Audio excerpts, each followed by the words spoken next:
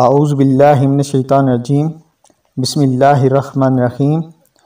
حضور صلی اللہ علیہ وسلم نے فرمایا کہ قیامت کے دن شراب پینے والا جو اپنی قبر سے اٹھے گا تو اس کے جسم سے سڑے ہوئے مردار کی بو آئے گی، اس کے ہاتھ میں شراب کا پیالہ ہوگا، بہت سے سانپ اور بچھو اس کے جسم سے لپٹے ہوں گے، اس کے پاؤں میں آگ کا جوتا پہنایا جائے گا جس سے اس کا دماغ جوش مارے گا، اس کی قبر ایک جہنم کا گڑھا ہوگی اور دوزخ میں فرعون، شداد، حامان کے ساتھ رہے گا۔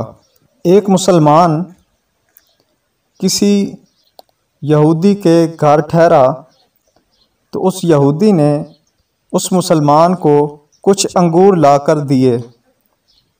مسلمان نے وہ انگور کھا لیے۔ تھوڑی دیر بعد وہ کافر مسلمان کو شراب پیش کرتا ہے۔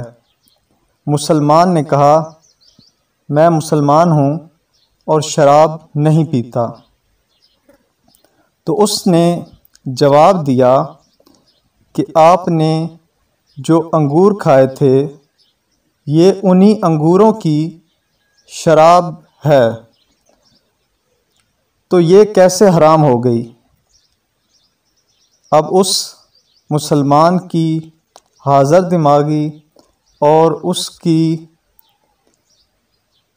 ذہانت کا آپ اندازہ لگائیں۔ تو اسے مسلمان نے جواب دیا کہ تو اپنی بیوی کے ساتھ ہم بستری کر سکتا ہے، مگر تیری بیٹی اسی کے جسم سے ہے، تو اس کے ساتھ ازدواجی تعلقات قائم کرے گا کیا؟ اس نے کہا نہیں۔